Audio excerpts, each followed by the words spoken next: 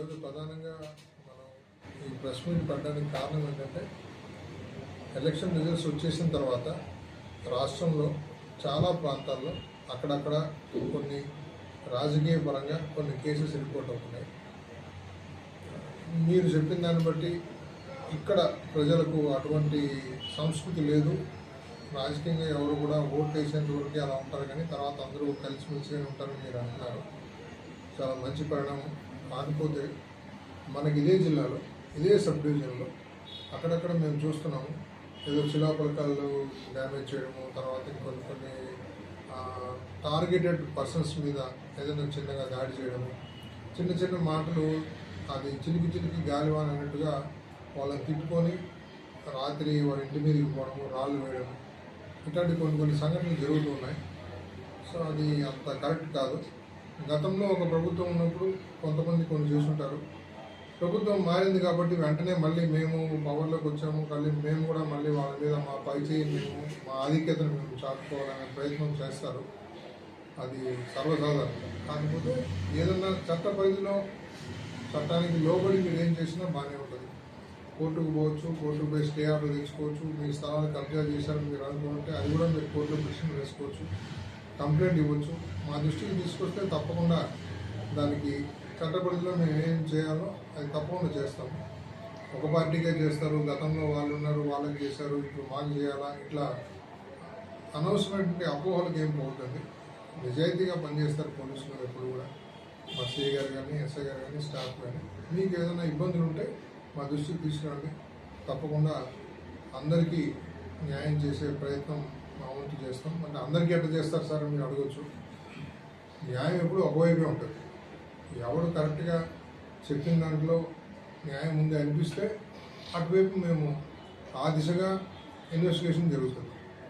ఒకడు ముద్దాయి అవుతాడు, ఒకడు న్యాచురల్గా ఇంకొకడు ఫిర్యాదుదారుడు ఉంటాడు. సో ఫిర్యాదుదారుడు ఒక్కొక్కసారి నిజం చెప్పొచ్చు, ఒక్కొక్కసారి అబద్ధం కూడా చెప్పచ్చు. మమ్మల్ని తప్పుదారి పట్టించే విధంగా ఉన్నది లేనట్టుగా లేనిది ఉన్నట్టుగా కూడా చాలామంది చాలాసార్లు ఫిర్యాదులు చేశారు, చేస్తున్నారు కూడా. అవి మేము మా అనుభవంలో చాలా చూసాం. సో అలాంటి పనులు ఎవరు చేయదండి. సో తప్పకుండా బాధితులు ఎవరైనా కానీ ఈ పార్టీ ఆ పార్టీ అనేది తేడా లేకుండా అందరికీ న్యాయం చేస్తాము. వాళ్ళ తప్పు అంటే తప్పునే చెప్తాము. ఇది ఫాల్స్ కేసు అంటే ఇది ఫాల్స్ కేసునే చెప్తాం వాళ్ళకి ముందుగానే. వాళ్ళకి ఏదైనా బాధ ఉంటే తర్వాత కోర్టుకు పోయి చెప్పుకోవచ్చు, ఇబ్బంది అనేది. అంతే తప్ప వాళ్ళే రోడ్డు ఎక్కి కొట్టుకోవడము, లేకపోతే రాళ్ళు వేసుకోవడము, తిట్టుకోవడము, ఇలాంటి ఎవరైనా కానీ లా అండ్ ఆర్డర్ ఇష్యూ వచ్చేటట్టుగా ఎవడు ఏది చేసినా ఖచ్చితంగా కఠినమైన చర్యలు ఉంటాయి. కొన్ని సందర్భాలు నేను చూశాను ఇక్కడ. మనం ఇప్పుడు ఆ పేర్లు ఎందుకు కానీ, సో వాళ్ళు గతంలో మా మీద కేసులు పెట్టారు కాబట్టి మేము ఇప్పుడు చేస్తాము అంటే అట్లా చేయద్దు. ఎందుకంటే వాళ్ళు చేసిన తప్పే మళ్ళీ మీరు చేస్తే మళ్ళీ పబ్లిక్లో మీ గురించి చెడ్డ వస్తుంది.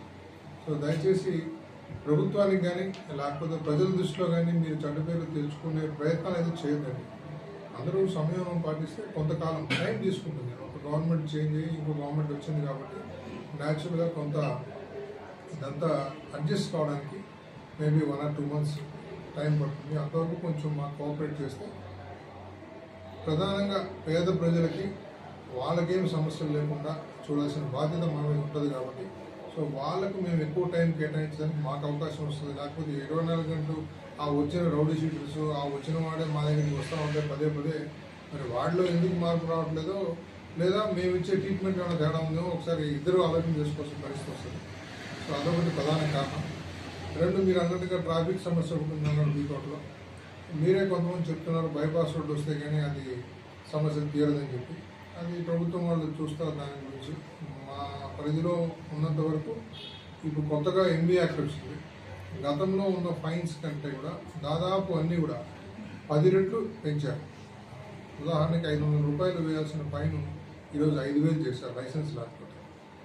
100 రూపాయలు వేసేటువంటి హెల్మెట్ లేనప్పుడు ఉన్న ఫైన్ ఈరోజు 1000 రూపాయలు వేసే పరిస్థితి వచ్చింది. మీరు ఒకసారి ఫైన్ కట్టే బదులు 3 హెల్మెట్లు కొనుక్కోవచ్చు ఆ డబ్బుకి. అట్లాగే మైనర్ డ్రైవింగ్, తర్వాత లైసెన్స్ లేకపోతే వెహికల్ కూడా సీజ్ చేస్తారు. తర్వాత తాగి డ్రైవ్ చేస్తే 20,000 వరకు ఫైన్ వేస్తున్నారు. సో ఇవన్నీ ప్రభుత్వం ఎందుకు పెంచారు అంటే అనుకోవచ్చు, అనవసరంగా పెంచేశారు. కనీసం ఇంత ఫైన్ పెంచిన దానికన్నా అది తెలుసుకోకుండా భయపడి కొంత వాళ్ళలో అవేర్నెస్ వస్తుందనే ఉద్దేశంతో గవర్నమెంట్ చేసిన ఫైన్ కట్టమని కాదు వాళ్ళ ఉద్దేశం. ఫైన్ కట్టనే వద్దు అసలు.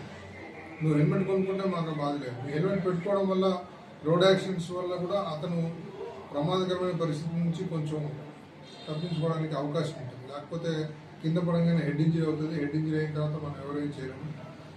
కాబట్టి డెఫినెట్గా హెల్మెట్ కొనుక్కొని పెట్టుకోండి. మైనర్స్ కూడా దయచేసి వాళ్ళ పేరెంట్స్కి కౌన్సిలింగ్ ఇవ్వాల్సి వస్తుంది. వాళ్ళు ఎందుకు వెహికల్స్ వాళ్ళకి ఇస్తున్నారు. నో డౌట్ పిల్లలన్నా కొంత మారాన్ని చేస్తారు. అది పేరెంట్స్ ఫస్ట్ వాళ్ళని కంట్రోల్ చేయాలి. కంట్రోల్ చేసి వెహికల్స్ కొనివ్వడం కానీ, వాళ్ళకి లక్షల లక్షలు ఖర్చు పెట్టి మీరు వెహికల్ కొనిస్తారు. కొనిచ్చినప్పుడు దాంతోపాటు హెల్మెట్ కూడా కొనివ్వండి. హెల్మెట్ కూడా కొనిచ్చి మీ వాడికి అసలు డ్రైవింగ్ చేసే వయసు వచ్చిందా లేదా, వాళ్ళు డ్రైవింగ్ లైసెన్స్ ఉందా లేదా అది మీరు చూసుకోండి. డ్రైవింగ్ లైసెన్స్ లేకుండా వెహికల్ నడపద్దు. హైవే మీదకి అసలు రావద్దు. హైవే మీద ఖచ్చితంగా ప్రతిరోజు చాలా వెహికల్స్, నంబర్ ఆఫ్ వెహికల్స్ పెరుగుతున్నాయి. సంవత్సరానికి యావరేజ్గా 10,000 వెహికల్స్ పెరుగుతున్నాయి రోడ్డు మీద. సో రోడ్ అయితే అదే ఉంది, బట్ వెహికల్ ట్రాఫిక్ అయితే పెరుగుతుంది. న్యాచురల్గా ట్రాఫిక్ యాక్సిడెంట్స్ జరిగే అవకాశం కూడా ఎక్కువ ఉంది. వాటి మీద మీరు చెప్పారు సిఐ గారు అన్ని ప్రాంతాల్లో కూడా హోర్డింగ్స్ అవి పెట్టి పబ్లిక్లో అవేర్నెస్ క్యాంప్స్ చేశారని చెప్పి, ముందు కూడా ఇంకా కాలేజెస్కి వెళ్ళి కాలేజెస్లో కూడా మీటింగ్స్ పెట్టి వాళ్ళ అవేర్నెస్ తీసుకొస్తారు. ఇక్కడున్న ఎస్ఐ గారు కూడా గతంలో చిత్తూరు టౌన్లో ట్రాఫిక్ ఎస్ఐగా చేశారు. ఆయనకి మంచి అవగాహన ఉంది. తప్పకుండా పబ్లిక్ ఎడ్యుకేట్ చేసే విధంగా వెళ్ళి ఒక మంచి వాతావరణం ఏర్పాటు చేస్తాము. అందరికీ తెలియవచ్చు.